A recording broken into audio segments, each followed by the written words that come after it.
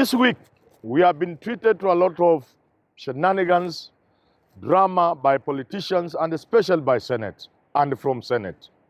This is in regards, with regards to the third generation revenue sharing formula for counties, where it has been said that the new formula takes money from some regions and heaps it on already developed regions.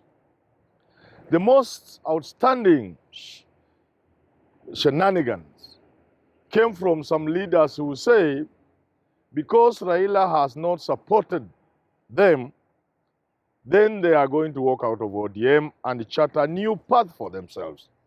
Most notably guys from the coastal region. I call these shenanigans because, one, really, one man is not that powerful to decide these things. But more significantly, those coastal MPs are too insignificant to make such a move. Because let's be honest with ourselves, at the coast, if Joho and the Kingi and have not talked, then the coast has not talked. I'm saying for now. Secondly, if you looked at those MPs addressing the press, then you notice two of the most outspoken of those MPs were Mohad Jichopevu, the Nyali MP, and Aisha Juma from Kilifi. Now, these are Ruto diehards. These are Tanga diehards. So if the coastal MPs had wanted to be taken seriously, if they had wanted to be taken seriously, surely they would have made sure that those two were not there. That reminds me of Musalia Mudavadi and Wetangula reacting to an Atwoli move where Atwoli had assembled almost the entire Western leadership at his home in Kitengela. In reacting to that move, Musalia Mudavadi and Wetangula quickly called a press conference, I think, in Wetangula's Karen home. All these big boys stay in Karen. Now, noticeable in that meeting was that there was a significant, if not a majority, of Tanga MPs, Didmas Barasa and the rest. It is also said that just before coming for that meeting, the Wetangula Mudavadi meeting, these Tanga MPs had come from Karen, William Ruto's. So I wonder our politicians, whoever advises them, surely, that sends a wrong signal. So equally, for those who are saying they can leave ODM because Raila has deserted them at the hour of need, and they are saying in the company of seriously Tanga people, then they are losing it all. Others have also said that Uhuru has deserted them, that Uhuru has not been assertive in terms of ensuring that the one man, one vote, one shilling mantra is carried to conclusion. Now, surely, that also reminds me of the MPs, Moses Kuria and the rest, saying that Mount Kenya gives us 60% of our GDP, and they gave Uhuru 6 million votes, and Uhuru has forgotten them. Both are wrong. First of all, it is not true that Mount Kenya gives 60% of our GDP. Lies. That's not true. Secondly, it's equally not true that Uhuru has forgotten Mount Kenya. First, Uhuru is the president of Kenya, not of Mount Kenya. And therefore, for Uhuru to concentrate on Mount Kenya will be to play his role as president in a wrong way. But more fundamentally, as the people say Uhuru has forgotten them, surely, why don't they look at ongoing government projects? Why don't they look at just concluded government projects? Why don't they look at state jobs in terms of cabinet appointments, parastatal appointments? Why can they look at incentives given to farmers across the country? Then they would begin to understand what they are saying is actually wrong. Uhuru has not deserted them. The others say Uhuru really didn't want this thing to go through.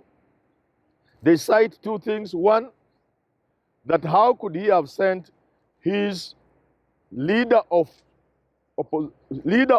House Majority Leader in the Senate, my friend Pogisho, to Tanzania By the way, Tanzania, African countries, African leaders, I want to advise you, stop being used by foreigners to fight each other. Vita vya panzi, furaha ya kunguru. It really hurts me when I see Kenya and Somalia having some problems. It hurts me. It pains me greatly to see Kenya and Tanzania creating problems among themselves. When you fight with your brother, be sure a neighbor will benefit. Kenyans and Tanzanians are brothers. Let's forget about it. So they are saying that if Uhuru had been serious, he wouldn't have sent Pogisho at such a critical moment when this was going on in Senate. They also cite the fact that Gideon Moi, very close ally of Jubilee and Uhuru, was not even in Senate, showing that Uhuru didn't take this thing seriously. Gideon would have been there. By the way, talking of Gideon, some month back, I said this guy will find space. People said I was wrong. If you have been a keen observer of the political scene in this country, and especially of Rift Valley, you must have noticed certain moves that would indicate to you, even if you are a Ruto diehard, that Gideon Kipsiele Moi is beginning to move. His plane has left the hangar. Gideon Moi's plane has left the hangar. It was on the runways taxiing. If you do not take a keen interest, you will not even notice when it soars into the skies. Now, so I've seen this and I said, let's talk about it. When we have a serious thing like a revenue sharing deal, let's be sober about it. And now to the revenue itself. Certain things stand out. One, it is true that when you allocate resources, you must allocate to people. And that's why I'm one of those people who didn't like the 2019 census results. There was something about the 2019 census that quite didn't add up. But the point I'm trying to make is that resources go to the people. There will be nothing wrong, therefore, for a formula that gives population a bigger prominence. It doesn't stop other factors and parameters being considered, and senators must bring out those parameters to the attention of those creating this formula when it is being created. I come from Vihiga. Vihiga is, I think, the most densely county in this country. A small county, small population, but very heavily densely populated, with a very serious poverty index.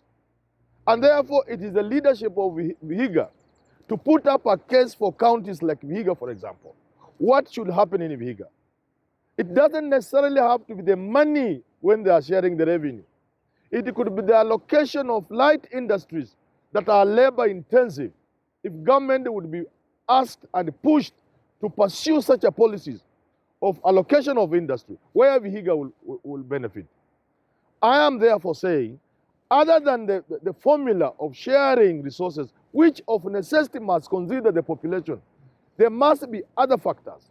For example, the northeastern people, government must appreciate that they have not benefited from development.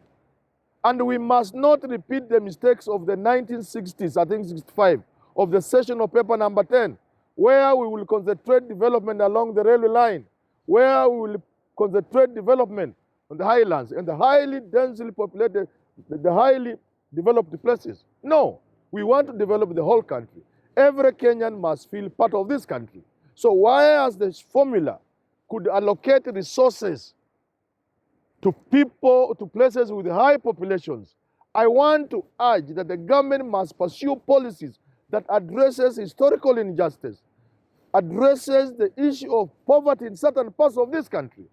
I do not see why the government should stop wasting money on those dams all over the country, billions of shillings. Why can't we pump that money into northern eastern province? Why don't we take water to Garissa, Mandera, Wajir, and the other counties which are forgotten? Why don't we take water there? Then we have modern slaughterhouses that meet standards, international standards, so that we do not export live animals from that area. Why don't you give them water for their animals? That will develop that area. So that is the policy we must pursue. Finally, why are we fighting in Senate over 316 billion? Why can't it be 500 billion? Why can't we have 600 billion? We know that so much of our money is stolen by our leaders. By the admission of our own government and leaders, even when Uhuru was finance minister, a third of our budget is lost to thieves. Why can't we save even a half of that money so that we have another 500 billion to share among counties instead of fighting over 316 billion? I urge Senate, I urge Parliament to push government into realizing that they should give counties more money. I urge Senate and the National Assembly to play their oversight role so that governors do not squander money. I urge the National Assembly to ensure that through allocation of resources and through oversight, no money is wasted. I urge the DPP, EACC, the Chief Justice, the Director of Public Prosecutions, the Director of Criminal Investigation, DCI.